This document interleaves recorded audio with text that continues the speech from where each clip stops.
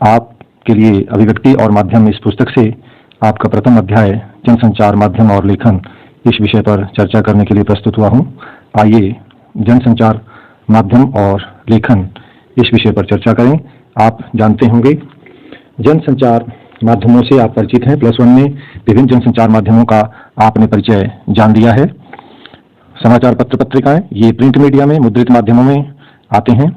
इसके अतिरिक्त तकनीकी माध्यम इलेक्ट्रॉनिक मीडिया में रेडियो, टेलीविजन, इंटरनेट, सिनेमा आदि आते हैं।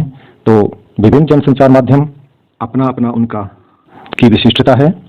कोई माध्यम सबसे अच्छा या कोई सबसे निकृष्ट ऐसा कतई नहीं है। सभी माध्यमों का अपना अपना प्रभाव है। यही कारण है कि सभी तकनीकी माध्यम, तकनीकी में इतनी उन्नति होने के बावजूद भी सभी बने हुए हैं। अखबारों में भी निरंतर वृद्धि हो रही है, टेलीविजन चैनल भी निरंतर बढ़ रहे हैं, रेडियो स्टेशनों की भी भरमार हो रही है। तो आइए आगे चर्चा करते हैं। ये जनसंचार माध्यम है, आप इनसे परिचित हैं। समाचार पत्र पत्रिका ये मुद्रित माध्यम में आते हैं। रेडियो, टेलीविजन, इंटरनेट, और इनमें समाचार पत्र पत्रिका, रेडियो, टेलीविजन, इन सब की जो समाचार प्रस्तुतिकरण की जो विधि है या पद्धति है वो उल्टा पिरामिड शैली ही है। उल्टा पिरामिड शैली में 6 ककारों का उत्तर दिया जाता है। क्या, कहाँ, कब, कौन, क्यों, कैसे, इस प्रकार इन 6 ककारों का उत्तर दिया जाता है। तो इन मुद्रित माध्यम को आइए सर्वप्रथम जानते हैं मुद्रित माध्यम के बारे में। मुद्रित माध्यम में आते हैं समाचार पत्र पत्रिकाएं। मुद्रित माध्यमों की अपनी विशेषता है, ये इनमें स्थायित्व होता है। जनसंचार माध्यमों में ये सबसे पुराना माध्यम है। आधुनिक छापाखाने की मशीन का श्रेय, छापेखाने की मशीन के आविष्कार का श्रेय जर्मनी की गुटेनबर्ग को जाता है। भारत में पहला छापाखाना सन 1556 में गोवा में खुला था। ईसाई मिशनरीज ने धर्म प्रचार के लिए उसे भारतवर्ष में स्थापित किया। धर्म प्रचार के लिए बहुत सारी पुस्तकें छापने के लिए वो खोला गया था। इसका लाभ ये हुआ कि भारत की यहाँ की भाषा हिंदी थी और हिंदी भाषा में उन्होंने प्रचार प्रसार किया, तो हिंदी का भी उसमें विकास हुआ, प्रचार प्रसार हुआ।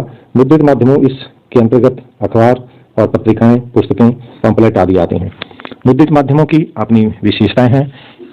सर्वप्रथम विशेषता है कि मुद्रित माध्यम में एक स्थायित्व होता है। आप 15 अगस्त 1947 का जो समाचार पत्र है उसकी फोटोकॉपी आपकी पुस्तक पर छपी हुई है। इसी पुस्तकालय में आज भी वो संग्रहित है।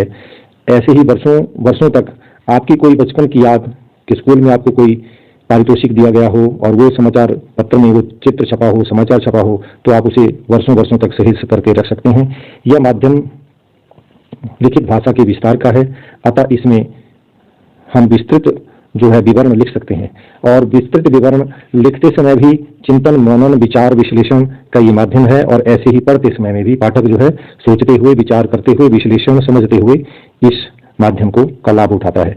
मुद्रित माध्यमों की अपनी सीमाएं भी हैं, कमियां भी हैं।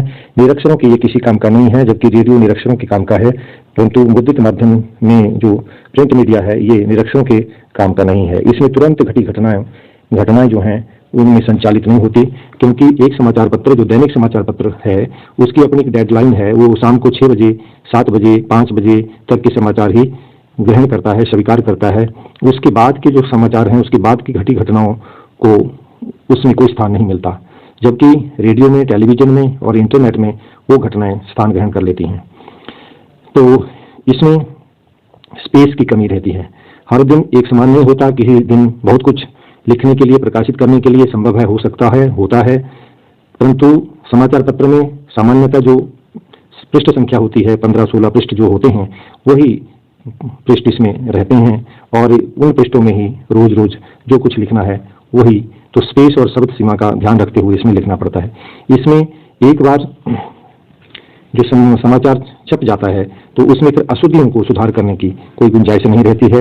और जो अशुद्धि हो जाती है उसका जो प्रभाव पड़ना होता है पाठकों पर वो पड़ जाता है, क्योंकि अगले कल यदि उसका सुधारीकरण भी किया जाए तो अगले कल तक जब कोई पाठक उसको पढ़ेगा तब तक उसका जो संदेश, गलत संदेश जो जाना था वो पाठक को जा चुका है, उसका प्रभाव उस पर पड़ चुका है।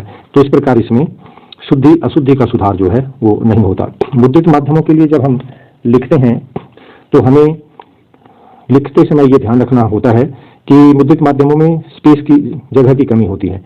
तो अतः हमें जो भी कोई रिपोर्ट, कोई फीचर या कोई लेख लिखना है तो हमें शब्द सीमा का ध्यान रखना पड़ता है, क्योंकि हम विचारों में के प्रवाह में बहकर बहुत ज़्यादा नहीं लिख सकते, क्योंकि अखबार में सीमित जगह होती है और उस जगह में ही हम अपने विचारों को व्यक्त कर सकते हैं। मुद्रित माध्यम में लेखक या पत्रकार को इस बात का भी ध्यान रखना पड़ता है कि छपने से पहले आलेख में जितनी भी अशुद्धियां हैं उन अशुद्धियों को ठीक कर दिया जाए, क्योंकि एक बार यदि प्रकाशन में वो अशुद्धियां चली जाती हैं तो अशुद्धियां उसी समाचार पत्र पत्रिका में स्थायी हो जाती हैं। उसे सुधारने के लिए अखबार या पत्रिका के अगले अंक का इंतजार करना पड़ेगा, जबकि उसका जो दुष्प्रभाव पाठकों पर पड़ना होता है वो पड़ जाता है। मुद्रित माध्यमों की भाषा जो है वो सरल, सहज और बोधगम्य होनी चाहिए। तो ये मुद्रित माध्यमों के लिए जब हम लिखें तो ये लिखते हैं तो इन सब बातों का हमें ध्यान रखना पड़ता है। अब आगे हम जानते हैं रेडियो के बारे में। जैसा आप जानते हैं रेडियो एक रेखीय माध्यम है, अर्थात ये मात्र श्रव्य यानी कि ध्वनि माध्यम है। इसमें शब्द और आवाज का ही महत्व है।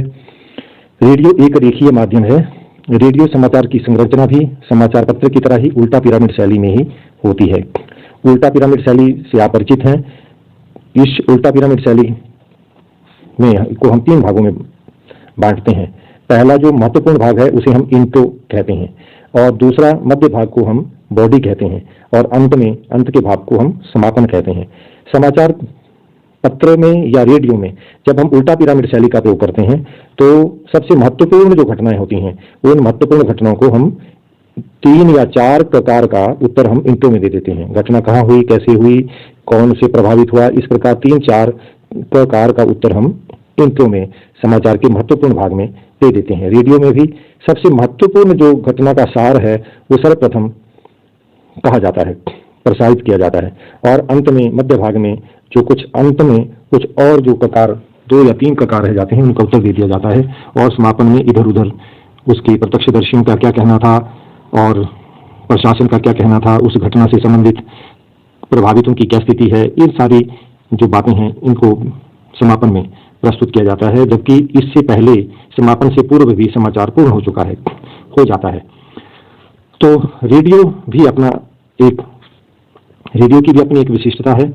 रेडियो मात्र ध्वनि माध्यम है। यही कारण है कि ये अशिक्षितों के लिए भी काम का है, और हम आप काम में जुटे हुए हों तब भी रेडियो जो है अपना प्रभाव, अपना संदेश, अपना मैसेज हम तक पहुंचाता है। रेडियो समाचार लेखन करते समय हमें ध्यान रखना पड़ता है कि रेडियो के लिए लिखी गई, समाचार के लिए या किसी प्रोग्राम के लिए लिखी गई जो कॉपी है वो काफ़ी साफ सुथरी और टाइप्ड होनी चाहिए, और उसमें ट्रिपल स्पेस होना चाहिए, अर्थात एक लाइन में बीच में डबल की जगह ट्रिपल स्पेस होना चाहिए। ऐसे टाइप किया जाना चाहिए ताकि समाचार वाचक को उनको पढ़ने में कोई दिक्कत ना हो। प्रत्येक शब्दों में पर्याप्त हाशिया होना चाहिए। एक वाक्य पूर्ण होने के बाद दूसरे वाक्य में भी पर्याप्त जो है उसमें हाशिया होना चाहिए।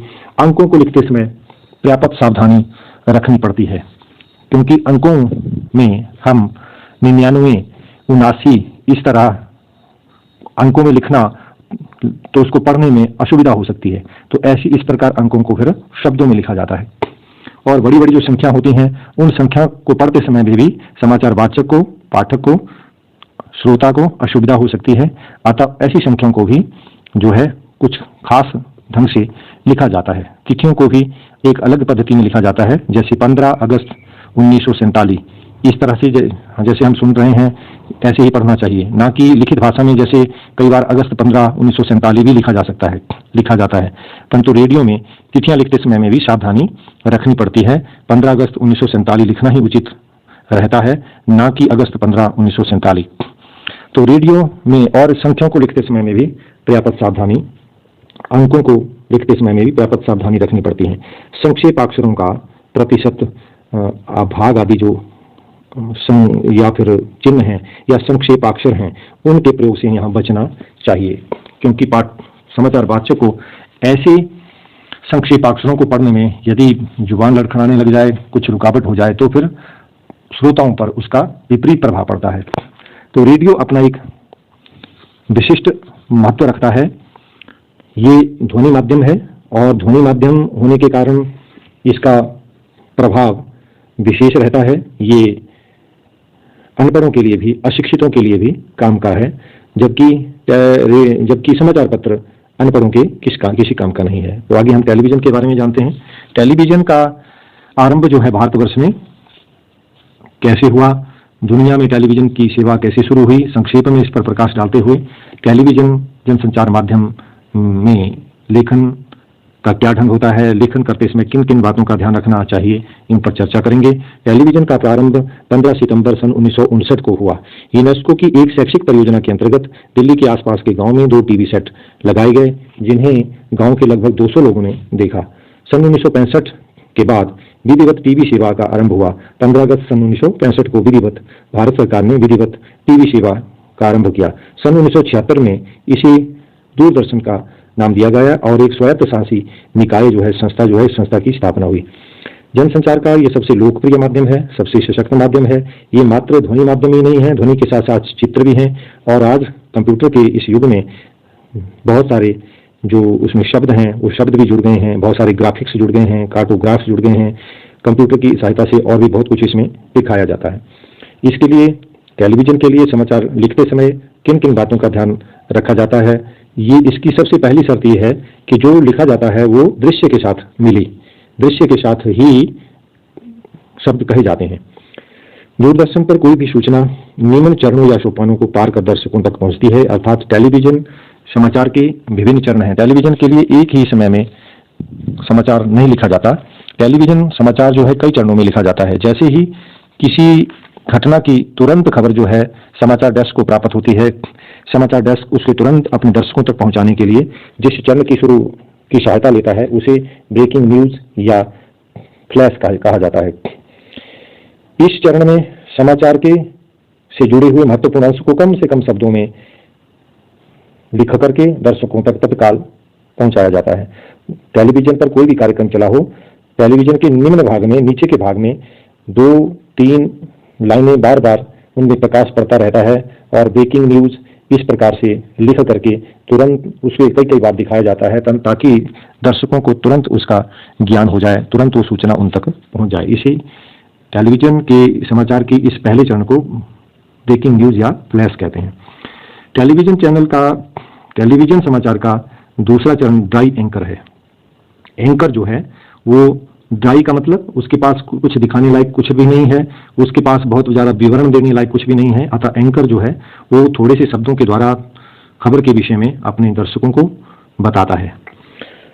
समाचार के तीसरे चरण में, टेलीविजन समाचार के तीसरे चरण में फोन इन अर्थात घटना स्थल पर विद्यमान जो संवाददाता जब वहां पहुंच जाता है तो उससे फोन से बात की जाती है। समाचार डेस्क में विद्यमान उस संवाददाता का चित्र दिखाया जाता है। मोबाइल फोन या टेलीफोन के चित्र को दर्शा करके दर्शकों को बताया जाता है कि घटनास्थल पर विद्यमान जो एंकर है उस एंकर की बात सीधे दर्शकों तक पहुंचाई जाती है और उससे घटनास्थल के पर क्या हो रहा है इस बात की पुष्टि हो जाती है। दर्शकों को ये बहुत कुछ ज्ञान हो जाता है। एंकर विजुअल्स, एंकर जो है इस चरण में बहुत सारे दृश्य भी दिखाता है। विजुअल्स मतलब दृश्य, तो समाचार के साथ साथ संबंधित दृश्यों को भी दिखाया जाता है। दृश्यों को देख करके घटनास्थल पर जो अन्य जो एंकर वाइट कर रहा है, एंकर जो बहुत कुछ वहाँ उस घटना के बारे में ब्यौरा भी दे रहा है, साथ ही उस घटनास्थल के जो दृश्य हैं उन दृश्यों को स्पष्ट भी कर रहा है, तो उससे बहुत कुछ दर्शकों को ज्ञान हो जाता है। तो टेलीविजन समाचार के इस चरण को के बाद आगे एंकर वाइट, अगला चरण समाचार प्रस्तुतिकरण का टेलीविजन पर एंकर वाइट कहलाता है। एंकर जो है घटनास्थल पर विद्यमान जो प्रत्यक्षदर्शियों से बात करता है, संबंधित प्रशासनिक अधिकारियों से या अन्य जो संबंधित कोई व्यक्ति है या कोई प्रत्यक्षदर्शी है उससे बातचीत करा करके उस घटना स्थल पर जो घटना घटी है उसकी प्रामाणिक खबर जो है दर्शकों तक पहुंचाता है। समाचार प्रस्तुतिकरण का अगला जो चरण है वो लाइव कहला जाता है। लाइव का मतलब सीधा दर्शकों तक उसका प्रसारण किया जाता है। टीवी चैनल जो है महत्वपूर्ण और रोचक खबरों को घटनास्थल से आईवी वैन के माध्यम से सीधा प्रसारण करते हैं। टेलीविजन स्क्रीन पर दर्शक जो है उसका सीधा प्रसारण देखते हैं। खाड़ी युद्ध 2 का लाइव प्रसारण दुनिया के बहुत सारे दर्शकों ने देखा, किस प्रकार अमेरिकी सेना ने वहां इराक में बाथ पार्टी का जो शासन था, सद्दाम हुसैन का जो शासन था, वो शासन का अंत हुआ। लोग कितने खुश हुए, जो कुछ हुआ उस सब दर्शकों ने सामने अपने घर में बैठे बैठे देखा। तो इस प्रकार सीधा प्रसारण किया जाता है। और ये जो सीधा प्रसारण है, इस पर हजारों जो शब्द हैं वो शब्द भी कम पड़ जाते हैं, क्योंकि दर्शक स्वयं उस दृश्य को देख रहा है और उसका जो भी उसका प्रभाव है, जो उसकी एनकोडिंग है, वो स्वयं करता है। समाचार, टेलीविजन समाचार का अगला चरण जो है एंकर पैकेज कहलाता है। इस पैकेज में समाचार को पूर्णता के साथ प्रस्तुत किया जाता है। इसमें एंकर, बाइट, घटनास्थल पर प्राप्त दृश्य और बहुत सारे ग्राफिक्स कंप्यूटर के द्वारा की सहायता से, और बहुत सारे प्रत्यक्षदर्शियों का क्या कहना था, प्रशासनिक अधिकारियों का क्या कहना था, प्रभावितों की क्या स्थिति है, किस प्रकार की उनको सुविधा या सहायता उपलब्ध कराई जा रही है, इस प्रकार बहुत विस्तार से उस पर चर्चा की जाती है। कई विशेष व्यक्तियों को, विशेषज्ञों को समाचार दफ्तर में बातचीत करने के लिए बुलाया जाता है, या कहीं से टेलीफोन पर या सीधे लाइव बात की कराई जाती है, तो इससे एंकर पैकेज कहते हैं। तो इस प्रकार टेलीविजन का अपना एक महत्व है और इसमें समाचार प्रस्तुतिकरण का जो है अपना एक विशिष्ट ढंग है। इसमें कोई भी समाचार अपने आप में पूर्ण रूप से सर्वप्रथम नहीं लिखा जाता, जैसा रेडियो या अखबार के लिए लिखा जाता है। इंटरनेट का शाब्दिक अर्थ है अंतरताना या अंतर्जाल। इंटरनेट विश्वव्यापी अंतर्जाल है, संसार का सबसे नवीन, सबसे लोकप्रिय यह माध्यम है। इसमें जनसंचार के सभी माध्यमों के गुण विद्यमान है। सारे जनसंचार माध्यम इसमें समाहित हैं, अर्थात इसमें अखबार के गुण भी हैं। हम पढ़ भी सकते हैं इसे, हम उसका प्रूफ, उसको प्रिंट आउट भी निकाल सकते हैं, हम रेडियो की तरह भी सुन सकते हैं, और हम उसे टेलीविजन की तरह, दृश्य की तरह भी उसे देख सकते हैं, दृश्य और श्रव्य रूप में भी देख और सुन सकते हैं।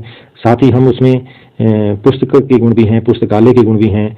तो ये एक ऐसा मिला जुला माध्यम है जो समस्त माध्यमों के गुण इसमें निहित हैं, और इसमें व्यक्तिगत सार्वजनिक संवादों के आदान प्रदान का भी ये श्रेष्ठ माध्यम है। टेलीविजन में जब पाठक पर निष्क्रिय होता है, अपना कोई सुझाव उसे लिखकर देना पड़ता है, और एक हफ्ते बाद या कुछ दिनों बाद उस पर अखबार में उसे कुछ उसका पत्र छापा जाता है, परंतु यहाँ वो ब्लॉग लिख सकता है, कमेंट्स कर सकता है। इंटरनेट पर ये प्रायः ये दोष लगता है कि इसमें बहुत सारे ऐसे अश्लील पन्ने हैं, बहुत सारी ऐसी दुष्प्रचार की गंदी और मिथ्या सामग्री है, जिस सामग्री से पाठकों या दर्शकों का जो है वो हानि हो सकती है। कम से कम अपरिपक्व बुद्धि के जो दर्शक या पाठक हैं, प्राप्त करता है, उनकी हानि हो सकती है। इंटरनेट पत्रकारिता के बारे में अभी हमने जो बात की, ये इंटरनेट का एक स्वरूप था, जिसे हम कहते हैं एक टूल के रूप में, एक औजार के रूप में इंटरनेट का प्रयोग हम कैसे करते हैं। आगे अब हम जानते हैं इंटरनेट पत्रकारिता। इंटरनेट पर अखबारों का प्रकाशन, इंटरनेट पर ही खबरों का आदान प्रदान, इसे ही इंटरनेट पत्रकारिता, साइबर पत्रकारिता, वेब पत्रकारिता आदि भिन्न नामों से जाना जाता है। इंटरनेट पर किसी भी रूप में खबरों, लेखों, चर्चाओं, परिचर्चाओं, बहसों, फीचरों, झलकियों, डायरियों के जरिए अपने समय की धड़कनों को महसूस करना, दर्ज कराना, इस सब को इंटरनेट पत्रकारिता कहा जाता है।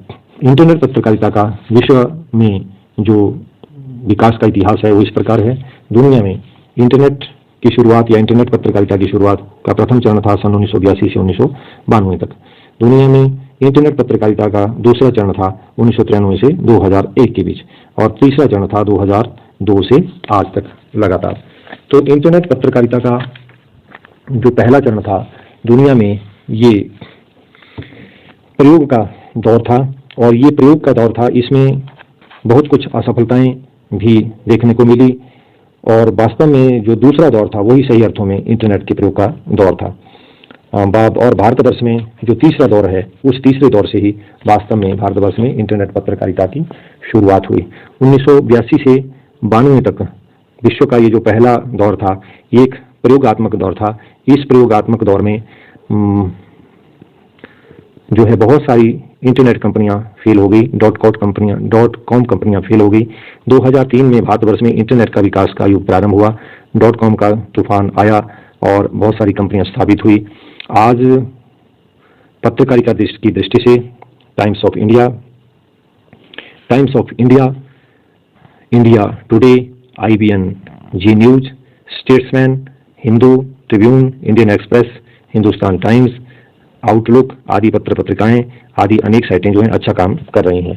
Rediff.com भारतवर्ष की ये पहली इंटरनेट साइट इसे कहा जाता है, और इसे विशुद्ध रूप से इंटरनेट पत्रकारिता करने का श्रेय जाता है, परंतु वास्तव में भारतवर्ष में विशुद्ध रूप से पत्रकारिता करने का श्रेय तहलका.com को जाता है। तहलका जो .com कंपनी है, ये इसका कोई प्रिंट समाचार पत्र नहीं आता, तो विशुद्ध रूप से इंटरनेट पर पत्रकारिता करने का श्रेय तहलका.com को जाता है। बहुत सारी ऐसी rediff.com, इंडिया लाइन, सीफी जैसी साइटें हैं, वो इंटरनेट पर समाचार का आदान प्रदान करने के लिए बहुत अच्छा कार्य कर रही है।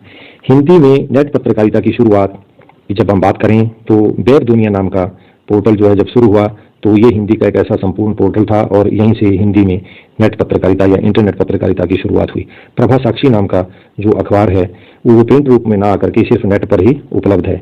आज पत्रकारिता के लिहाज से हिंदी की सर्वश्रेष्ठ साइट BBC की है, जो इंटरनेट के मानदंडों पर खरा उतरती है। हिंदी वेब जगत में अनुभूति नाम की पत्रिका, अभिव्यक्ति, हिंदी नेस्ट, सराय, ये साहित्यिक पत्रिकाएं जो है बहुत अच्छा कार्य कर रही हैं। अभी हिंदी वेब जगत की सबसे बड़ी समस्या यह है कि हिंदी का कोई मानक कीबोर्ड ही नहीं है, हिंदी के मानक फ़ॉन्ट ही उपलब्ध नहीं है। डायनेमिक फ़ॉन्ट के अभाव में हिंदी की ज़्यादातर साइटें खुलती नहीं हैं और वो जितना अच्छी तरह से उनको काम करना चाहिए उतना अच्छी तरह से वो कार्य नहीं कर पाती हैं। तो फिर भी वेब दुनिया ने जो शुरुआत हिंदी में की थी उसमें निरंतर जो है वो सुधार हो रहा है और बहुत सारी पत्रिकाएं दिनों दिन जो हैं वो इंटरनेट पर समाचार संप्रेषण, भावों के आदान प्रदान का कार्य कर रही हैं। अब जानते हैं कि जो विभिन्न जनसंचार माध्यम हैं, इन विभिन्न जनसंचार माध्यमों की क्या क्या खूबियां हैं और क्या क्या खामियां हैं। तो पहले प्रिंट माध्यम की चर्चा करते हैं। प्रिंट माध्यम में छपाई के कारण इनकी विशेषता ये है कि छपाई के कारण छपे हुए शब्द हैं तो छपे हुए शब्दों में स्थायित्व होता है। वर्षों वर्षों तक हम किसी अखबार के किसी पृष्ठ को, उसके अंश को वर्षों वर्षों तक सहेज सकते हैं। और दूसरी का विशिष्टता है इसकी कि रुचिपूर्वक इच्छानुसार हम अखबार को पढ़ सकते हैं। हम लास्ट पेज को भी पहले पढ़ सकते हैं, जहाँ खेल पृष्ठ है उस खेल पृष्ठ से भी पढ़ सकते हैं। हम हिमाचल बिलासपुर, जहाँ मेरे स्कूल की कोई खबर हो सकती है, ऐसी मुझे आशा है, तो मैं वहाँ उस पेज से भी शुरुआत कर सकता हूँ। तो इच्छा अनुसार, रुचि अनुसार कहाँ से हम उसको पढ़ना चाहते हैं वहीं से पढ़ सकते हैं। और संदर्भ की तरह इसको प्रयोग कर सकते हैं कि कोई घटना घटी थी तो उसका अखबार में वो छपी थी, तो इस प्रकार हम उसका संदर्भ की तरह भी उसका प्रयोग कर सकते हैं। पढ़ने वाला जब समाचार पत्रिकाओं में पढ़ता है, यानी कि उसकी जब डिकोडिंग करता है, तो पढ़ते समय वो सोचते समझते हुए, क्योंकि भाषा व्याकरणानुमोदित होती है, अनुशासित भाषा होती है, तो सोचते समझते हुए और सुविधा अनुसार उसको पढ़ सकता है बड़े आराम से। कोई कठिन शब्द पर विचार करते हुए उसको दोबारा पढ़ते हुए या डिक्शनरी से किसी शब्द का अर्थ खोल करके किसी दूसरे से पूछ करके भी वो उस वाक्य को दोबारा पढ़कर उसका अर्थ ग्रहण कर सकता है। इसकी कुछ खामियां भी हैं, कमियां भी हैं। मुद्रित माध्यम समाचार पत्र पत्रिकाएं निरक्षरों के किसी काम का नहीं है, उनके लिए अनुपयोगी है। घटना की तात्कालिक जानकारी यहाँ नहीं मिल पाती, क्योंकि एक अखबार यदि दैनिक है तो उसमें 24 घंटे पहले की खबरें लगभग रहती हैं, तो उसमें तात्कालिकता नहीं होती। तो समाचार पत्र की कमी है कि उसमें स्पेस की कमी रहती है, स्पेस कम रहता है। और चौथी कमी है कि इसमें जो छपे हुए शब्द होते हैं उनमें कई बार त्रुटियों का निराकरण नहीं हो पाता, और त्रुटियों के निराकरण न होने के कारण जो प्रबुद्ध पाठक हैं उन्हें वो असहज वो अनुभव करते हैं, उन्हें तो उस पर एक थोड़ा दुष्प्रभाव पड़ता है, और साथ ही जो दूसरे सामान्य पाठक हैं, दूसरे सामान्य पाठकों का पर उसका बुरा प्रभाव पड़ता है। तो आगे हम रेडियो के बारे में जानते हैं। रेडियो एक ऐसा माध्यम है जो ध्वनि माध्यम है, एक रेखीय लीनियर माध्यम है, ये मात्र ध्वनि माध्यम से ही कार्य करता है।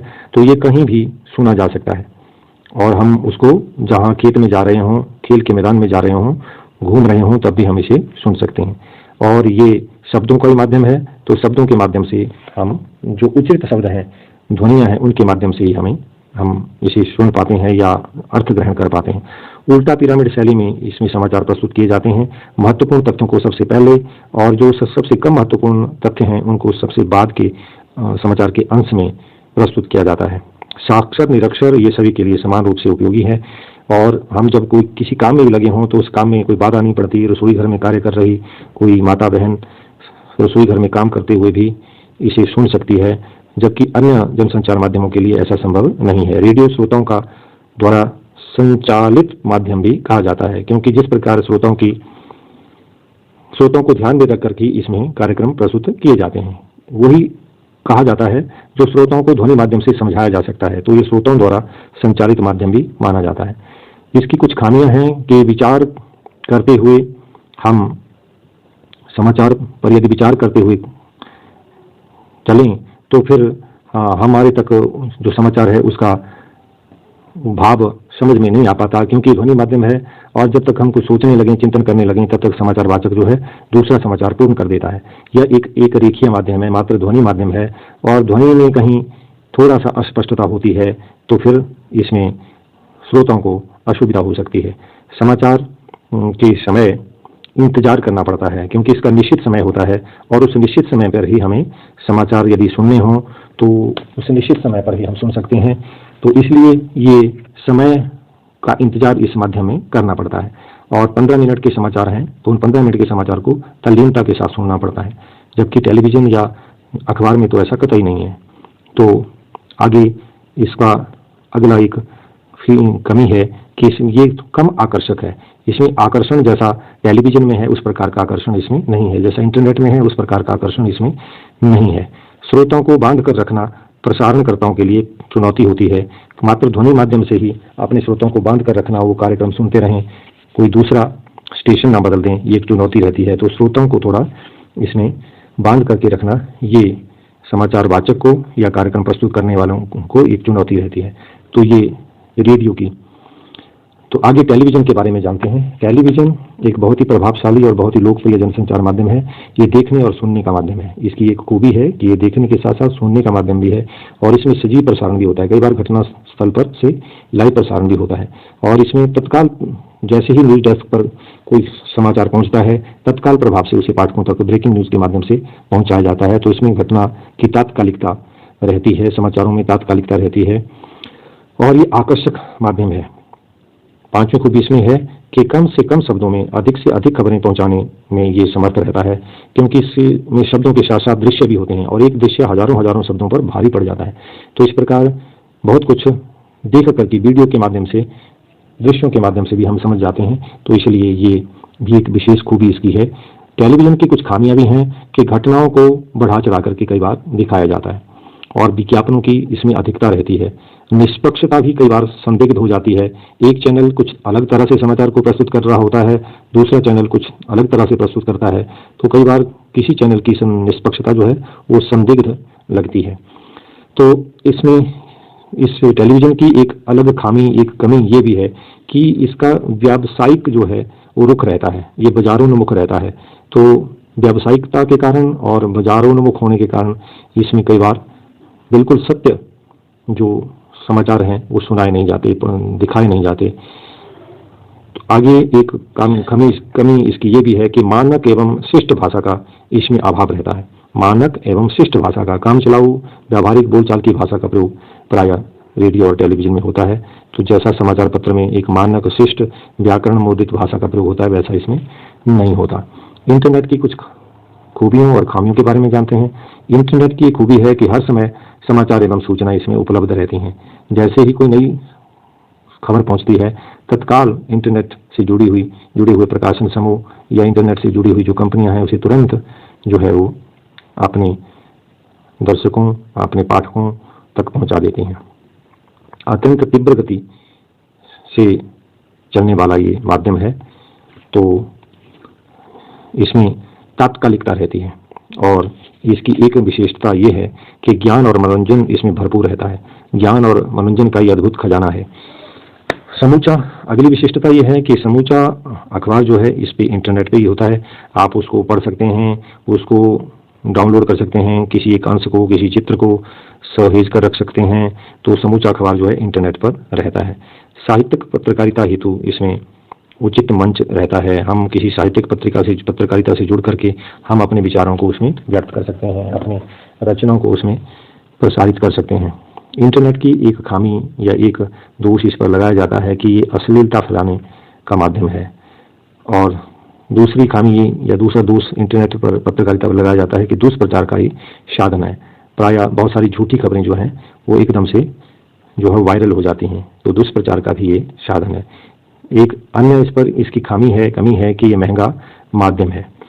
चौथी खामी यह है कि भ्रामक खबरें ज़्यादातर इसमें रहती हैं और भ्रामक खबरों की और जो बहुत चटकीली खबरें होती हैं उसमें इसकी भरमार रहती है।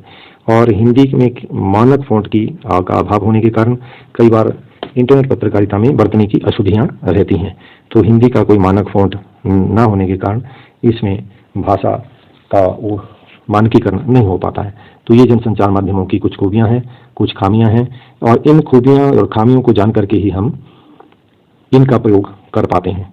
तो मैंने विस्तार से आपको जनसंचार माध्यमों के लिए कैसे लिख सकते हैं, क्या इनकी खूबियाँ और खामियाँ हैं, किस प्रकार का इनका असर है, ये किस प्रकार के माध्यम है, विस्तार से बताया। आशा करता हूँ आप समझे होंगे।